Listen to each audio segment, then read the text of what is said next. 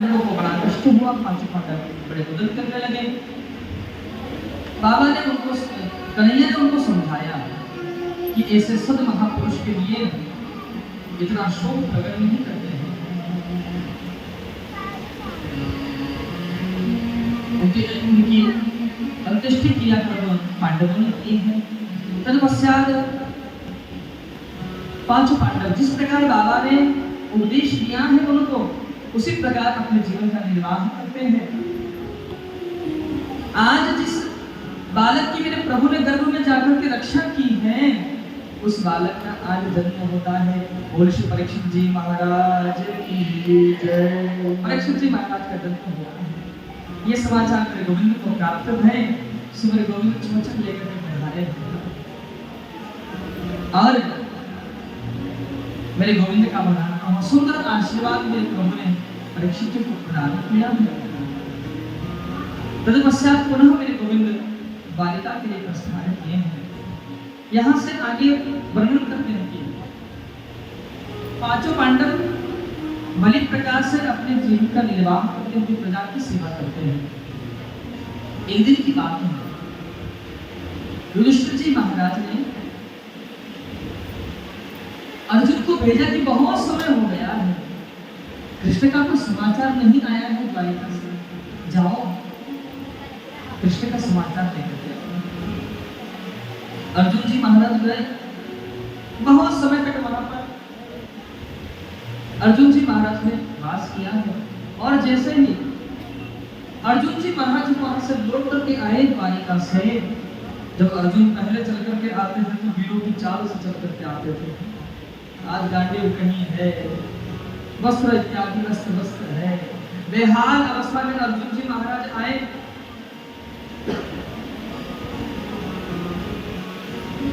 युधिष्ठिर जी ने अर्जुन से पूछा, अरे अर्जुन क्या बात है,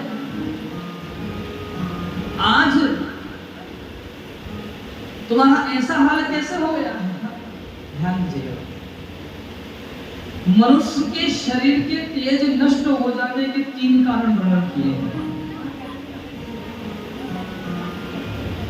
पहला कारण वर्णन किया है, किसी अगम्या स्त्री के साथ में समागम हो जाने से मनुष्य के तेज का क्षय हो जाता है। दूसरा कारण वर्णन किया,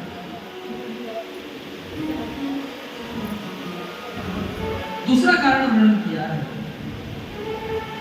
गलती से, ध्यान रहे, गलती से किसी गाय का हमसे वध हो जाए। दूसरा कारण, उससे भी मनुष्य के शरीर का तेज क्षीण हो जाता है। तीसरा कारण है, हम जिससे बहुत प्रेम करते हैं, हम जिससे बहुत स्नेह करते हैं, जिनके बिना हम जी नहीं सकते, वो हमें छोड़कर के हमसे हमेशा के लिए दूर चला जाए तो उसकी याद में भी मनुष्य के शरीर का तेज क्षीण हो जाता है।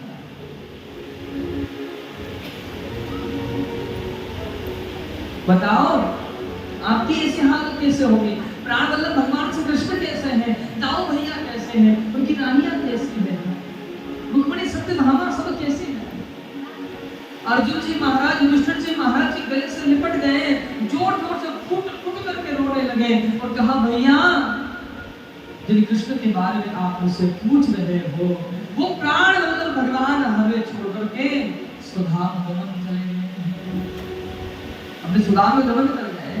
बस यही बात सुनी माता कुंती ने, सुनते ही प्राण त्याग दिए। अनन्य प्रेम वही है जिसके बिना हम जी नहीं सकते।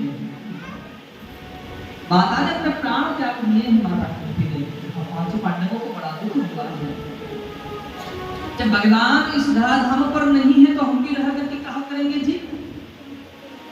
जिस प्रकार दादा पिता विष्णु ने उपदेश दिया है उसी प्रकार युधिष्ठिर जी महाराज ने परीक्षित जी महाराज को उपदेश दिया है और यहाँ से वीर संन्यास लेकर के प्रस्थान करते हैं।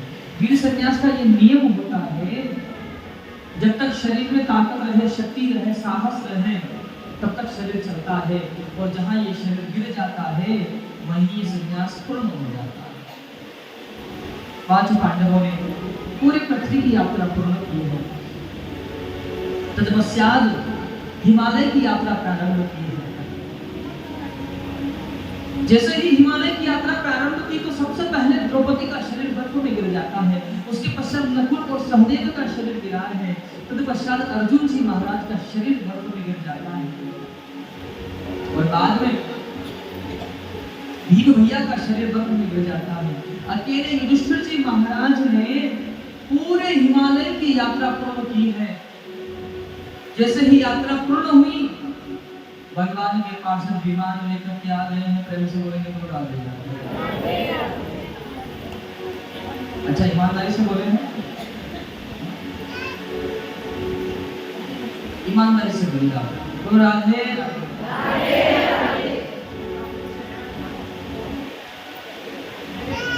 आप सोच रहे होंगे कि ये बात कथा सुनाने के लिए आप आए हो, बार बार हमको पैसा मिलते हो।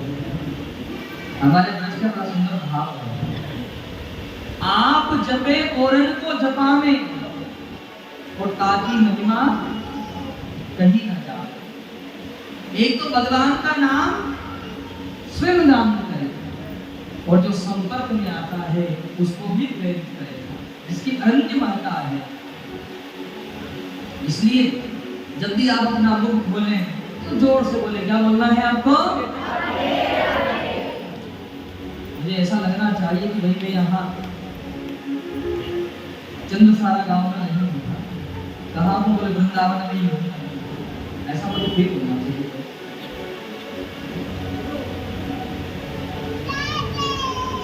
भगवान के पार्षद आए विमान लेकर, महाराज विमान में बैठ जाओ। युधिष्ठिर जी महाराज ने देखा परिवार के सदस्य भी तो आ रहे हैं, वो कहाँ रह गए? पीछे घूम करके देखा तो परिवार में तो कोई सदस्य था नहीं। पीछे काले रंग का एक श्वान चल कर गया। श्वान का मतलब जानते हो? श्वान का मतलब क्या होता है? हाँ, श्वान का मतलब होता है कुत्ता। पीछे काले रंग का एक श्वान चल करके आ रहा है। युधिष्ठिर जी ने भगवान के पार्षदों से कहा, महाराज मेरे परिवार के जनों ने मेरा साथ छोड़ दिया है, लेकिन इस श्वान ने मेरा साथ नहीं छोड़ा, तो मैं भी इसका साथ नहीं छोड़ूंगा।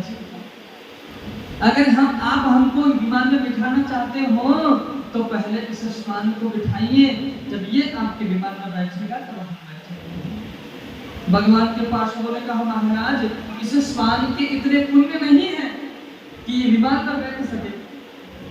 तो युधिष्ठिर जी महाराज ने हाथ में जल लिया और संकल्प दिया कि मेरे जीवन के जितने पुण्य हैं वो सभी पुण्य में इस श्वान को दान करता हूं। अब तो बराबर का हो गया ना। भगवान के पार्षदों ने कहा, महाराज एक बार पीछे घूम कर तो देख लीजिए। जैसे ही पीछे घूम करके देखें तो वो काले रंग का श्वान नहीं था, अभी तो साक्षात धर्मराज भगवान थे। तो धर्मराज भगवान भगवान ने कहा, युधिष्ठिर तुम धर्म के साथ हो, इसलिए मैं तुम्हारे साथ हूं। शास्त्र में उल्लेख करता है, धर्मो रक्षति रक्षिता। इस बात की गांठ लगा लीजिए। जो धर्म के साथ रहता है धर्म उसके साथ रहता है, और जो धर्म का नाश करने का प्रयास करता है धर्म उसी का नाश कर देता है। एक बात समझ लीजिएगा, धर्म कुछ समय के लिए परेशान जरूर हो सकता है, लेकिन पराजित कभी नहीं होता है। परेशान हो सकता है लेकिन कभी पराजित नहीं हो सकता है।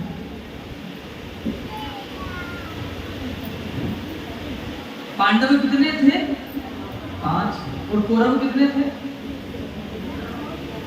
लेकिन जब दोनों में युद्ध हुई, घमासान युद्ध प्रारंभ हुआ है, तो परिणाम रहा कि 5 पांडवों की जीत हुई है और कौरव सब। धर्म कुछ समय के लिए परेशान जरूर हुआ है, लेकिन पराजित कभी नहीं होता है। इसलिए प्रयास करें अपने जीवन में कि धर्म का साथ दो। आप धर्म का साथ दोगे तो धर्म आपका साथ देगा, और आप धर्म का नाश करने का प्रयास करेंगे तो धर्म आपका ही नाश कर देगा। प्रेम से बोलेंगे बोला। एक उपनिषद है, आपने नाम सुना होगा, श्रीमद् भगवद गीता। सुने नाम तो सुने होंगे ना, पढ़े भी होंगे, पढ़े। कितने श्लोक है? अच्छा, कितने अध्याय हुए बता दो। कितने अध्याय? अच्छा, एक बात और बता दीजिए, किस किसके घर में श्रीमद् भगवद गीता है? ईमानदारी से उठाइएगा, वैसे ही कह दो कि हाँ।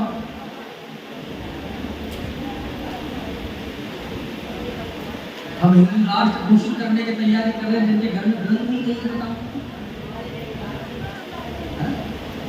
केवल ऐसे नारा लगा देने से कहने से कुछ नहीं होता। अच्छा, ये बताइए कि आप ऐसे कितने भक्त हैं जिनके घर में बच्चे हैं, उनके बच्चे या वो खुद अपने बच्चों के साथ में ये नाती पोते हनुमान चालीसा का पाठ करते हैं? ये हमारा भारत है, ये हम लोगों की स्थिति है। अरे कुछ सीख लो उनसे। उनका छोटा बच्चा चाहे स्कूल पढ़ने जाए ना जाए, लेकिन वो उनकी शिक्षा, उनकी भाषा को सीखने जरूर जाएगा। और ये हमने अपने बच्चों को बस कमाना सिखाया है, हमने अपने बच्चों को अल्फाबेट सिखा दिया है, लेकिन हमारी हिंदी वर्णमाला नहीं सिखाई है। क्या काम की हो? हमने हमारे बच्चों को अच्छा अंग्रेजी माध्यम स्कूल में पढ़ाया है। अच्छा, ध्यान दीजिएगा, अंग्रेजी भाषा में कितने अक्षर होते हैं? थोड़ा जोर से बोले, आपकी आवाज ये इस कैमरे में रिकॉर्ड हो जानी चाहिए। ये संजय खड़ा है यहाँ पर, आपको आपके अलावा भी बहुत सारे लोग देखेंगे, आपकी आवाज तो सुन ले कम से।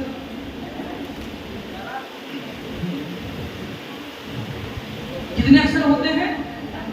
क्योंकि मुझे नहीं पता है ना, इसलिए पूछा। इस अध्यापक को बैठे थोड़ा ध्यान से बोलना, नहीं तो अभी कह रहे हैं हो जाओ बोलते हो तो पनिशमेंट देंगे। अब कहाँ से प्रारंभ होता है? ए फॉर, और कहाँ जाके खत्म होता है? खाने पीने से जो भाषा शुरू होती है और घोड़े गधे में जाके खत्म हो जाती है, ऐसी भाषा हम अपने बच्चों को सिखा रहे हैं। बताओ, जिस भाषा का कोई व्याकरण नहीं है, जिस भाषा का कोई अस्तित्व ही नहीं, केवल कमा खा सकते हो, इससे ज्यादा कुछ हो नहीं सकता। और अब अपनी हिंदी वर्णमाला पे आ जाइए, कितने अक्षर हैं? कितने? उसमें मिश्रित शब्द भी है, अल्प प्राण भी है, महाप्राण भी है, स्वर भी है, व्यंजन भी है, सारे कितने हैं? कहाँ से प्रारंभ होता है? अ से। उस अ शब्द को देखिएगा, उस अ शब्द में दुनिया का सारा सार लिखा है। उस वो अ सब के अंदर है, लेकिन अ से पहले कोई शब्द ही नहीं बनता। अ को देखिएगा, उसके बाद अ शब्द जो है वो कहाँ कहाँ है? क में नहीं सुनाई देगा, क बोलोगे तो पीछे अ सुनाई देगा। अब आप बोलोगे महाराज का स्कूल पढ़ा रहे हो, पढ़ पढ़ के सफेद कर लिया, अपने बाल थोड़ा बात पढ़ाई रहे। पढ़ी हुई बात नहीं, मैं समझी हुई बात बता रहा हूँ। क बोलोगे तो अ सुनाई देगा कि नहीं देगा? च बोलोगे तो भी, ट बोलोगे तो, त बोलोगे तो, ह बोलोगे तो, वो अ सब के अंदर है, लेकिन अ के अंदर तो शब्द सुनाई देता है। अब बोल करके देखो, कुछ है शब्द उसके बिल्कुल रिक्त है, खाली है, और जितने भी वर्ण बोलोगे सब के अंदर आपको अ सुनाई देगा। कहां से अ से प्रारंभ हुई और कहां जाके रुकती है भाषा? ज्ञ, मतलब अ से प्रारंभ हुई है और कहां जाकर समाप्त होती है, रुकती है? बोले ज्ञानी। माने आप अ से पढ़ना प्रारंभ करोगे तो परिणाम निकलेगा कि आप ज्ञ से ज्ञानी बन जाओगे, आप विद्वान बन जाओगे। और जब आप विद्वान बन जाओगे तो आपके जीवन में विनम्रता आएगी, और जब विनम्रता आएगी तो शिष्टाचारी होंगे, और शिष्टाचारी होंगे तो माता पिता का आदर करोगे, धर्म का आचरण करोगे। और अगर शिष्टाचारी नहीं होंगे तो जीवन बिगड़ जाएगा। प्रेम से बोलेंगे। ये हिंदी वर्णमाला ही, इसकी जो व्याकरण है, ये संस्कृत भाषा का ही पार्ट है। और संस्कृत भाषा का व्याकरण इतना परफेक्ट है कि किसी भाषा का ऐसा व्याकरण नहीं है। कंप्यूटर के अंदर भी चलाने के लिए लैंग्वेज कोई परफेक्ट है तो वो है संस्कृत भाषा। हमारी वैदिक सनातन धर्म की भाषा कौन सी है? संस्कृत भाषा। उसी का एक पार्ट है हिंदी को हम आप लोग पढ़ते हैं, लेकिन हमारा दुर्भाग्य है कि हमको वो नहीं आ रही। हमारे बच्चों को हनुमान चालीसा नहीं पढ़ा रहे हैं। अरे कम से कम इतना ही पढ़ा दो, ये 40 चौपाई भी याद करा दो बच्चों को। घर में श्रीमद् भगवत गीता है तो बहुत अच्छी बात है, और नहीं है तो मैं कह रहा हूँ खरीद के ले आ। और जब लेकर के आओ तो ऐसा नहीं कि पीले कपड़े में लाल कपड़े में बांध करके रख दो। कभी कभी उसके पन्ने भी डुबा करके देख लीजिएगा जी, क्योंकि जो बंदूक बहुत समय से रखी होती है ना, फिर वो गोली भी फायर नहीं करती। नाली को बीच में कभी कभी साफ भी करते रहना चाहिए।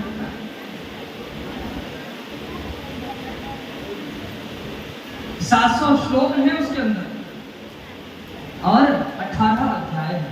आइए मैं चर्चा करता हूँ श्रीमद् भगवत गीता पर, बहुत सावधान होकर के सुनिएगा।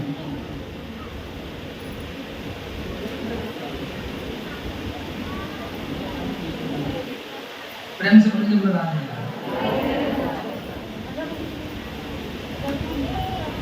पहला शब्द है, जैसे आप श्रीमद् भगवत गीता को खोलोगे,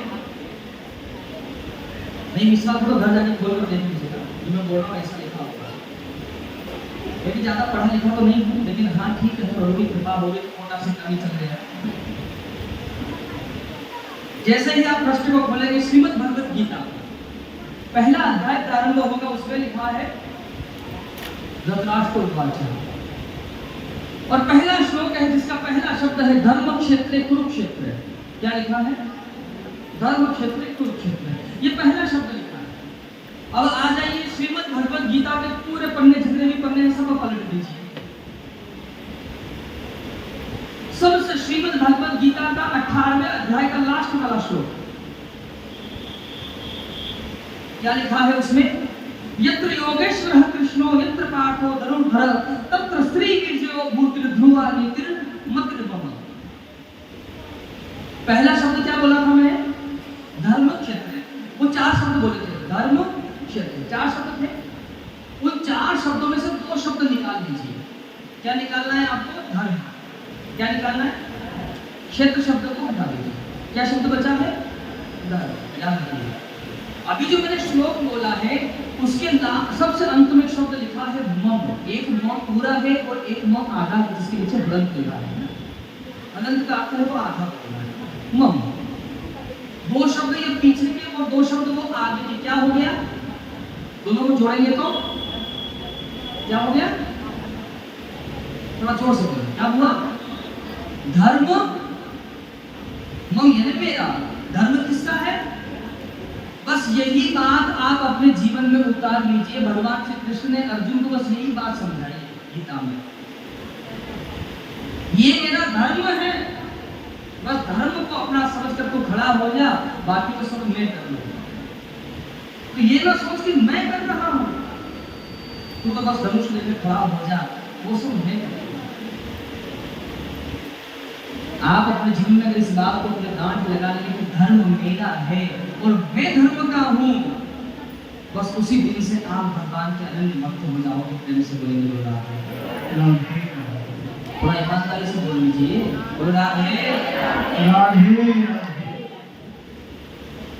भगवान के पार्षदों ने कहा महाराज धर्मराज भगवान के दर्शन हुए हैं। जैसे ही विमान में पांव रखने लगे, युधिष्ठिर जी महाराज मृत्यु देवता आने, प्रभु मेरा भी सम्मान कीजिए, मेरा भी सत्कार कीजिए। उनके मस्तक पर पांव रख करके भगवान श्री नारायण के धाम पधारे हैं श्री युधिष्ठिर जी महाराज। ऐसी कथा का यहाँ पर उल्लेख है। तत्पश्चात परीक्षित जी महाराज बड़ी प्रकार से अपने राज्य का पालन करते हैं। परीक्षित जी महाराज का विवाह हुआ है। इनकी पत्नी है जिनका नाम है श्रीमती इरावती। ये नाम याद रखिएगा, मैं पूछूंगा थोड़ी देर बाद। इरावती देवी के साथ में इनका विवाह हुआ है।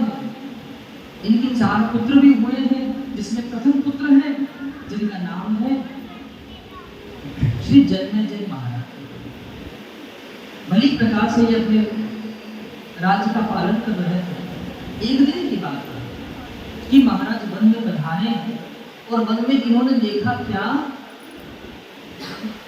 एक काले रंग का पुरुष जिसके हाथ में नग्न तलवार है और वो तलवार लेकर एक गैया और एक बेड़ी के ऊपर प्रहार करना चाहता है, उनका वध करना चाहता है। जैसे ही बाबा ने ये बात देखी, श्री परीक्षित जी महाराज ने रथ को रोके और तलवार लेकर तुरंत रथ से नीचे उतर गए और कहा, दुष्ट ठहरो, हम तुम्हें भी दंड प्रदान करते हैं, मृत्यु दंड देते हैं हम तुमको। अरे हमारे ही राज्य में गैया और भेड़ का वध कर रहे हैं वो। तो ये व्यक्ति जो काले रंग का पुरुष था वो हाथ जोड़कर खड़ा हो गया, पूछा कौन हुआ? तो इसने कहा, महाराज मेरा नाम कलयुग है, मेरा समय हो गया है।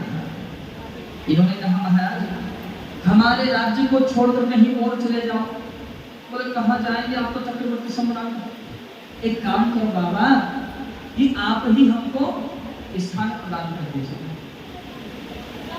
तो परीक्षित जी महाराज स्थान प्रदान कर रहे हैं कि द्योतम पानम स्त्रीयुस्सूनाम यत्र धर्माश्चतुर्विधः। सबसे पहली बात है, जहाँ द्यूत क्रीड़ा खेली जा रही हो, जहाँ जुआ खेला जा रहा हो, वहां कलयुग से कहा कि आपका वास होगा। जहाँ मदिरा पान हो रही हो, मदिरा का अर्थ जानते हो? नहीं जानते? हम बता देते हैं। मदिरा का अर्थ होता है शराब। तो जहाँ मदिरा पान हो रही हो वहां पर कलयुग तुम्हारा वास होगा। फिर अगली बात कही है, जहां परिस्थिति के साथ में समागम हो रहा हो महाराज, वहां आपका वास होगा। और बोले कि जहां झूठ बोला जा रहा हो, जहां कपट हो रहा हो, वहां आपका वास होगा। 4 स्थान दिए। तो इन्होंने कलयुग महाराज ने हाथ जोड़ लिए, महाराज एक बढ़िया सा स्थान और दे देते तो बड़ी कृपा होती। गेस्ट रूम भी चाहिए नहीं चाहिए? एक रसोई घर हो गया, एक बेडरूम हो गया, एक बैठने का रूम हो गया आपका, एक लॉबी हो गई, और एक रूम तो और चाहिए। ये मकान थोड़ा छोटा है, थोड़ा एक कमरा और मिल जाए महाराज। तो कह दिया कि रजो वेदम च पंचम। महाराज स्वर्ण में आपका वास होगा। स्वर्ण कौन सा है? जो मेहनत से कमाया हुआ स्वर्ण नहीं, जो परिश्रम से कमाया हुआ स्वर्ण नहीं, जो अधर्म से चुराया हुआ धन है, वो कलयुग का वास है उसमें। जैसे ही ये बात कही, कलयुग महाराज बड़े प्रसन्न हो गए, क्योंकि स्वर्ण का स्थान दिया तो समझ गए। क्योंकि पहले ही जान रहे हैं कि परीक्षित जी महाराज ने जो पहले स्थान दिए, अगर दीपक लेकर भी मैं ढूंढूंगा ना तो ये जगह मिलने वाली नहीं है, फिर अभी कमी नहीं है। और फिर आज के गांव में तो ये सब नहीं है, बड़ी कृपा है भगवान, और होना भी नहीं चाहिए ऐसे हो। आप सब दूध दही खाने पीने वाले हो, अगर भगवान के भक्त हुआ, प्रेम से बोलेंगे बोलो राधे। परीक्षित जी महाराज ने स्थान प्रदान किया और परीक्षित जी महाराज अपने कार्य के स्थान के सुदूर वन में पधारना महाराज का हुआ है। आज जो मुकुट पहना है इन्होंने, वो मुकुट जरासंध राजा का मुकुट था। भीम महाराज के द्वारा लाया हुआ मुकुट था जरासंध का ये। वो संयोग रहा है महाराज की,